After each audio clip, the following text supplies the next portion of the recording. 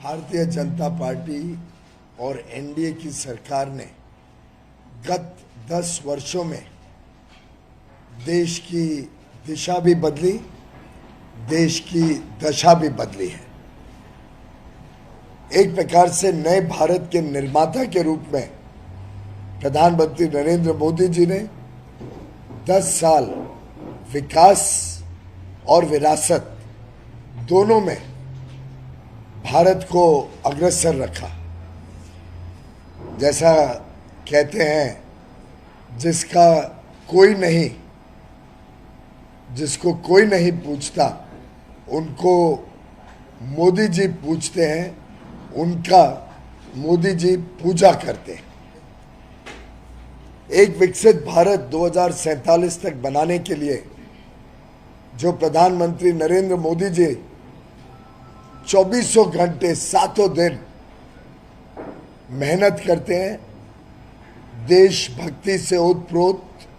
देश की सेवा में सदैव रहते हैं। इसलिए आज देश का विश्वास है कि मोदी की गारंटी यानी पूरा होने की गारंटी। गत 2 चुनावों में भारत के नागरिकों ने पूर्ण बहुमत देकर प्रधानमंत्री मोदी जी को सेवा करने का मौका दिया और 2014 और 2019 दोनों में जो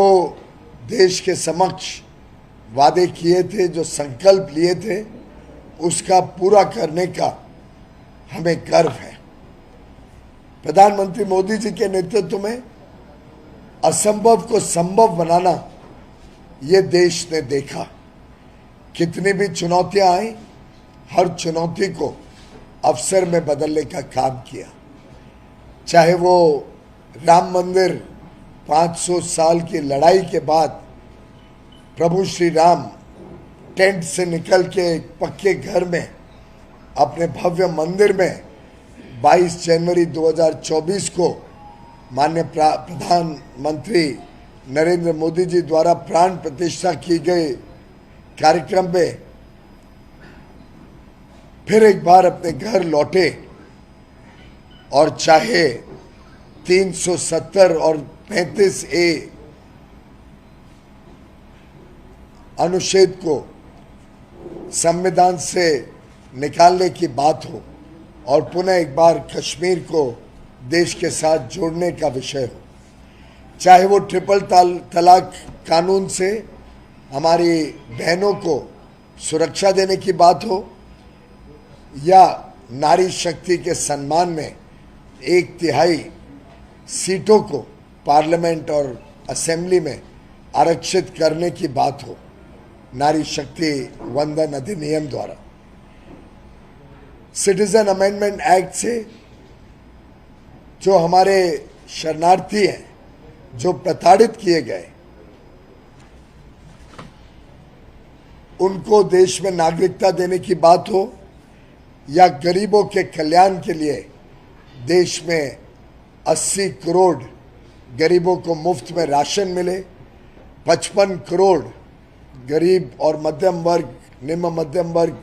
भाई बहनों को मुफ्त में स्वास्थ्य सेवा मिले, चाहे वो 11 करोड़ शौचालय बनाकर हमारी माँ बहनों के आत्मसम्मान की बात हो, चाहे वो 4 करोड़ गरीब परिवारों को मुफ्त में एक पक्का घर देकर उनके जीवन को एक अच्छा भविष्य देने की बात हो, हर घर तक सिलेंडर से गैस का कनेक्शन पहुंचे, जिससे नारी माँ बहनों को धुएं से मुक्ति दिला सके, या हर घर नल से जल पहुंचाने का काम हो। देश में एक भी घर ऐसा ना रहे जिसके पास बिजली ना हो, देश के कोने कोने तक डिजिटल कनेक्टिविटी पहुंचाने का काम हो। ये 10 वर्ष देश की अर्थव्यवस्था भी मजबूत हुई, गरीबों के कल्याण में पूरा जोर लगाकर बिना भेदभाव हर गरीब, हर निम्न मध्यम वर्गीय परिवार के जीवन में बदलाव का काम हो, चाहे नारी शक्ति को सम्मान देने की बात हो, हमारे किसानों को एक उज्जवल भविष्य मिले, हमारी युवा शक्ति को ढेर सारे अवसर देने का काम प्रधानमंत्री मोदी जी ने 10 वर्ष में किया है। छोटे, सूक्ष्म और मध्यम वर्ग की जो इंडस्ट्री है, एमएसएमई सेक्टर है या खादी, हैंडीक्राफ्ट, हैंडलूम का सेक्टर है, हर क्षेत्र को आगे बढ़ने के लिए ढेर सारे अवसर देने का काम मोदी जी ने किया है। इसी के कारण आज देश में पहली आदिवासी बहन देश की राष्ट्रपति बनी है और आदिवासियों के सम्मान में अब हर वर्ष प्रभु बिरसा मुंडा जी के जन्मदिन को उनके सम्मान में मनाया जाता है। इसी प्रकार से प्रधानमंत्री मोदी जी के कार्यकाल में 25 करोड़ गरीब मल्टी डायमेंशनल पॉवर्टी से बाहर निकले हैं। मित्रों, इस परिप्रेक्ष्य में एक मजबूत अर्थव्यवस्था जो आज विश्व की 5वीं सबसे बड़ी अर्थव्यवस्था है, एक देश जिसके नागरिकों का हौसला बुलंद है, भारत जिसकी आज विश्व में साख है, विश्व में सम्मान है, ऐसे परिप्रेक्ष्य में 2024 का ये चुनाव विशेष महत्व रखता है। ये देश का भाग्य विधाता बनने वाला है। ये चुनाव तय करेगा देश आगे 2047 तक एक विकसित भारत, एक समृद्ध भारत कैसे बनेगा। और उसमें प्रधानमंत्री मोदी जी ने कल मोदी की गारंटी 2024 का हमारा भारतीय जनता पार्टी का संकल्प पत्र देश के समक्ष रखा है, जो बड़ा व्यापक रूप से समाज के हर वर्ग और देश की हर जरूरतों को मद्देनजर रखते हुए बनाया गया है। इसकी मुख्य उद्देश्य अगर देखी जाए तो डिग्निटी ऑफ लाइफ और क्वालिटी ऑफ लाइफ भारतवासियों का कैसे और सुधरे, कैसे युवा युवतियों को, हमारी नारी शक्ति को और मौके मिले, opportunities for the youth, for the women power. और 4 जो हमारे प्रमुख देश में पिलर्स हैं, युवा, महिला, गरीब और किसान, इनको केंद्र बिंदु रखकर ये मोदी की गारंटी वाला संकल्प पत्र देश के समक्ष रखा गया है। इसमें हर एक वर्ग, गरीब, युवा, मध्यम वर्ग, देश के किसान, देश के मछुआरे, वंचित वर्ग, पिछड़े एवं कमजोर वर्ग, हमारे सीनियर सिटीजन्स, हमारी एमएसएमई और खुदरा व्यापार, ऐसे हर एक वर्ग की चिंता विशेषकर की गई है। साथ ही साथ श्रमिकों की चिंता और नारी शक्ति को बल देने वाले ढेर सारे योजनाओं के बारे में विषय को बड़े विस्तार से बताया गया है। लगभग 14 सेक्टर्स में सुशासन यानी गुड गवर्नेंस के ऊपर विशेष ध्यान देते हुए अलग अलग विषय, चाहे वो अन्य देशों के साथ संबंध की बात हो, आंतरिक एवं बाहरी सुरक्षा की बात हो, एक समृद्ध भारत बनाने का विषय हो, विरासत का विकास करने की बात हो, गुड गवर्नेंस में, सुशासन में स्वास्थ्य सेवाएं अच्छी हो, शिक्षा नीति अच्छी हो, खेल को प्रोत्साहन मिले, हर सेक्टर का विकास, इनोवेशन और टेक्नोलॉजी को बल और विशेषकर पर्यावरण और पर्यटन, एनवायरनमेंट और टूरिज्म को कैसे हम आगे चल के देश की अर्थव्यवस्था और देश के नागरिकों को बल देने का साधन बनाएं, इसकी भी विशेष चिंता की गई है। मित्रों, ये जो मोदी की गारंटी वाला संकल्प पत्र है। ये अलग अलग विषयों में गरीब, निम्न मध्यम वर्ग, सूक्ष्म लघु और मध्यम वर्ग, बिजनेस, हमारे वनवासी आदिवासी भाई बहन, किसान, हर एक के लिए अलग अलग विषयों को जोड़ते हुए कई सारी बातों को उजागर करता है। कुछ विशेष बातें मैं आपके समक्ष रखना चाहूँगा। उदाहरण के लिए इसमें सोशल, डिजिटल और फिजिकल तीनों इंफ्रास्ट्रक्चर के बारे में बहुत विस्तार से बात रखी गई है। किस प्रकार से छोटे लघु उद्योग को, छोटे हमारे उद्योजक, हमारे युवा जो नया स्टार्टअप, नया काम करना चाहते हैं, युवा युवती, उनको और आगे बढ़ाने के लिए मुद्रा लोन की जो सीमा शुल्क है वो 10 लाख से बढ़ाकर 20 लाख कर दी गई और स्वनिधि को और तेज गति से देश में बढ़ाने की बात रखी गई है, जिससे छोटे व्यापारी और आत्मनिर्भर बनने के सपने को लेकर युवा युवतियों को और सक्षम बनाया जाए। 70 वर्ष से अधिक जितने सीनियर सिटीजन्स हैं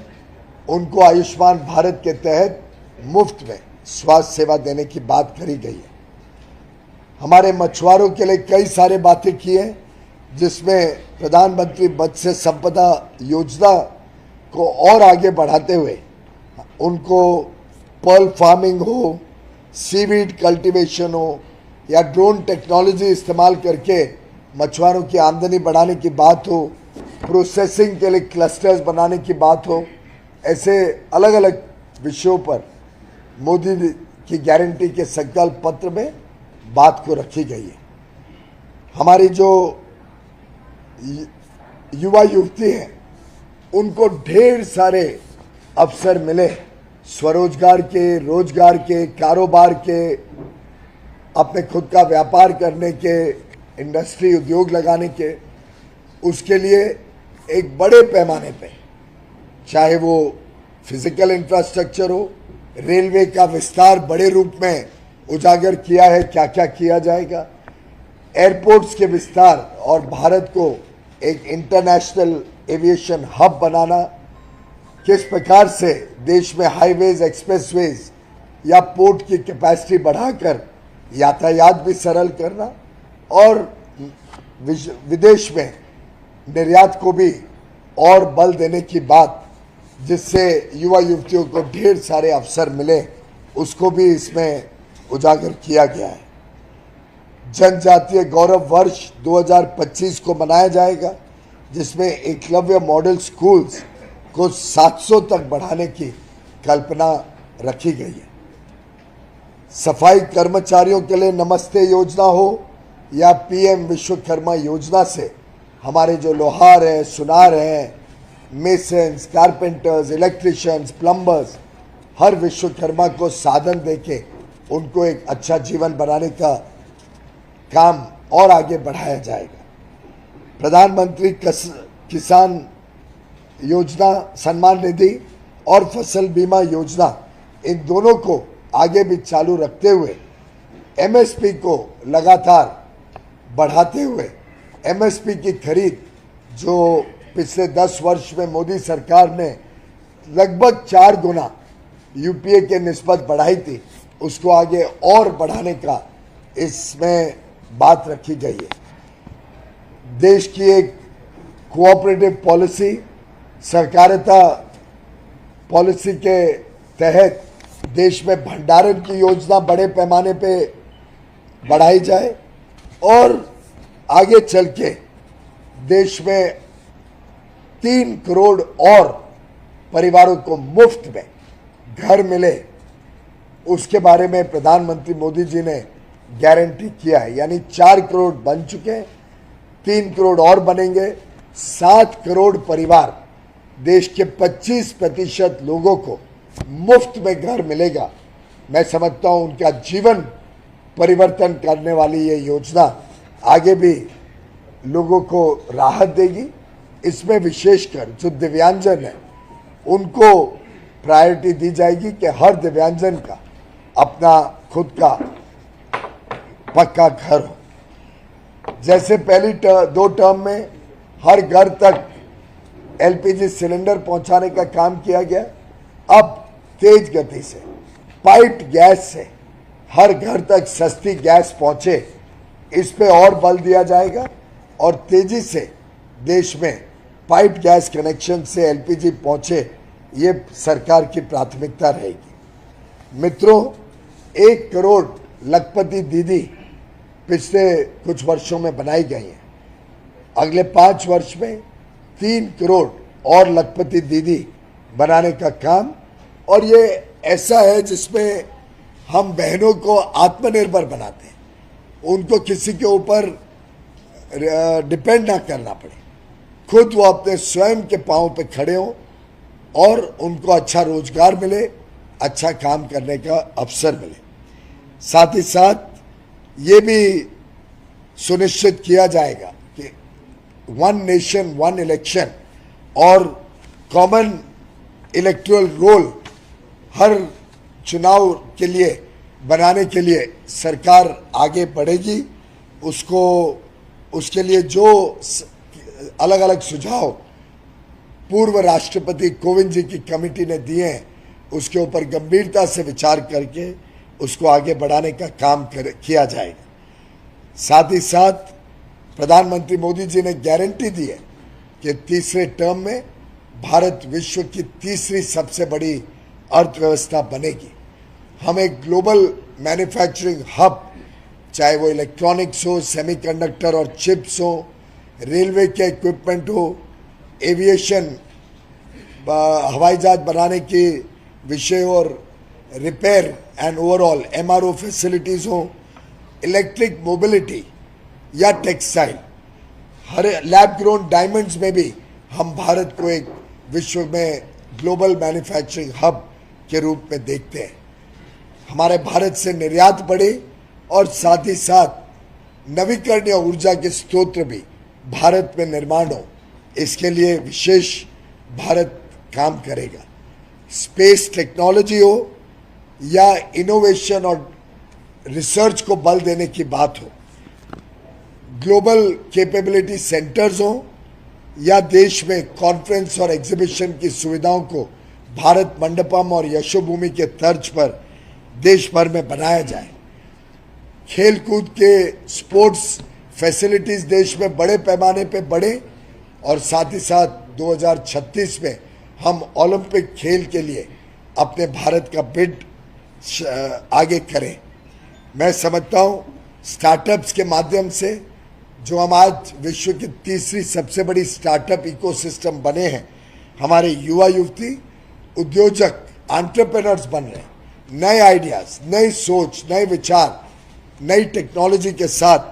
वो अपने देश का नाम विश्व में रोशन कर रहे हैं। अलग अलग योजनाओं में एक विशेष स्लम्स के ऊपर कैसे स्लम्स को डेवलप किया जाए और स्लम के रीडेवलपमेंट, इन सीटू रीडेवलपमेंट, जहाँ स्लम है वहीं पर स्लम को रीडेवलप करने के लिए नई नीतियाँ बनाकर कहाँ कैसे स्लम लैंड के ऊपर अच्छे पक्के घर हमारे बस्तियों में, झोपड़पट्टी इलाकों में बन सके, उसके लिए देशव्यापी कार्यक्रम किया जाएगा। मित्रों, बहुत सारी योजनाएं, बहुत सारे अलग अलग क्षेत्रों के लिए अलग अलग स्कीम्स के साथ साथ कुछ विशेष चीज़ें जो देश के लिए बहुत अहम है, उस पर भी सरकार कड़े कदम उठाएगी। एक भ्रष्टाचार मुक्त भारत और एक नशे से मुक्त भारत, ड्रग फ्री इंडिया, ये हमारा संकल्प रहेगा। कैसे लेफ्ट विंग एक्सट्रीमिज्म को समाप्त किया जाए और साथ ही साथ नए इंडस्ट्रियल सिटीज़ और इंडस्ट्रियल क्लस्टर्स को बल दें, उसमें भी भारत तेज गति से काम करेगा। अंत में मैं इतना ही बताना चाहूँगा कि चाहे वो शहरों का नवीकरण हो, शहरों के इंफ्रास्ट्रक्चर की बात हो, शहरों में पानी की समस्या से निजात दिलाने की बात हो या देश को विदेश के ऊपर तेल के लिए निर्भर ना रहना पड़े, एनर्जी इंडिपेंडेंस की बात हो भारत की, हर क्षेत्र में प्रधानमंत्री मोदी जी ने अलग अलग विषयों को देश के समक्ष रखा है। और मेरा मानना है कि जिस उत्साह के साथ, जिस पॉजिटिविटी के साथ पूरे देश ने प्रधानमंत्री मोदी जी की गारंटी और भाजपा के संकल्प पत्र को स्वीकार किया है, स्वागत किया है, आगे आने वाले दिनों में फिर एक बार भारतीय जनता पार्टी की सरकार, मोदी सरकार, फिर एक बार मोदी सरकार देश में स्थापित होने जा रही है। भारी बहुमत से 400 पार सीट लेकर प्रधानमंत्री मोदी जी को देश आशीर्वाद दे, ऐसा सभी से आशीर्वाद मांगते हुए, सभी का समर्थन, सभी का हमें इस चुनाव में मौका मिले, इसके लिए अनुरोध करते हुए, आग्रह करते हुए मैं आप सभी का धन्यवाद करता हूं कि आप सब आज इस पत्रकार वार्ता में आए हैं। सुशांत तुमच्या संकल्प पत्रावर काँग्रेसने टीका केलेली आहे, म्हणाले की चुनाव जुमलेबाजी आहे आणि 10 वर्षात मोदी सरकारने फक्त अदानींसाठी काम केले अशी टीका आहे। विपक्ष तो विरोध करेगा ही। बड़ा हताश है विपक्ष। विपक्ष के पास कोई विजन नहीं है, कोई पॉजिटिव सोच नहीं है, देश कैसे आगे बढ़ेगा। विपक्ष देश को तोड़ने में लगा है। प्रधानमंत्री नरेंद्र मोदी जी देश को जोड़कर, देश की एकता और एकजुटता को और मजबूत कर कर देश के निर्माण के काम में लगे हैं। मुझे लगता है विपक्ष की बातों में कोई आधार नहीं है और 2014 और 19 के जो हमने संकल्प लिए थे उस पर हम खरे उतरे। मैनिफेस्टो के ऊपर कांग्रेस ने कहा है कि हम 30 लाख लोगों को हम रोजगार देने वाले हैं। तो वो तो बड़ी कमजोर स्थिति की बात कर रहे हैं। प्रधानमंत्री नरेंद्र मोदी जी कह रहे हैं देश में